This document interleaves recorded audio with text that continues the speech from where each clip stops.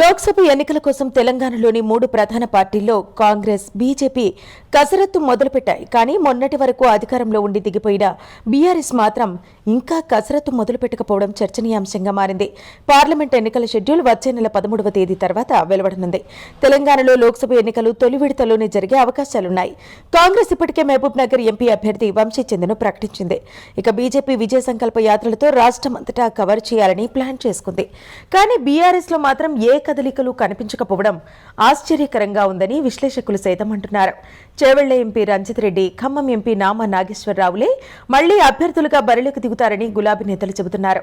అంతకుమించి కొత్తగా లోక్సభ ఎన్నికలకు సంబంధించి తీసుకున్న నిర్ణయాలు, చర్యలు ఏమీ లేవు.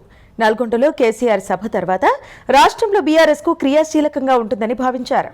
కానీ నల్గొండ సభ తర్వాత గులాబీ దళం దాదాపుగా సైలెంట్ అయిపోయింది. క్యాంపెయినింగ్ ప్రణాళికలు లేవు. అభ్యర్థుల ఎంపిక కసరత్తు కూడా ఎక్కడా కనిపించడం లేదు. ఇదిలా ఉండగా బీఆర్ఎస్ పార్టీ బీజేపీతో పొత్తు కోసం తీవ్రంగా ప్రయత్నాలు చేస్తుందనే ప్రచారం జరిగింది. కానీ బీజేపీ నుంచి అనుకున్న సంకేతాలు రావడం లేదని తెలుస్తోంది. మొత్తానికి టీఆర్ఎస్ పార్టీ గత అసెంబ్లీ ఎన్నికల్లో ఓడిపోయినప్పటి నుంచి రాను రాను దాని ప్రభ తగ్గిపోతుందనేది వాస్తవమని విశ్లేషకులు అంటున్నారు. మరిన్ని అప్డేట్స్ కోసం మా ఫోకస్ న్యూస్ తెలుగును సబ్స్క్రైబ్ చేయండి. ఈ వీడియో కనుక మీకు నచ్చినట్లయితే లైక్ చేయండి, షేర్ చేయండి. మీ విలువైన అభిప్రాయాలను కామెంట్ బాక్స్ లో తెలియజేయండి.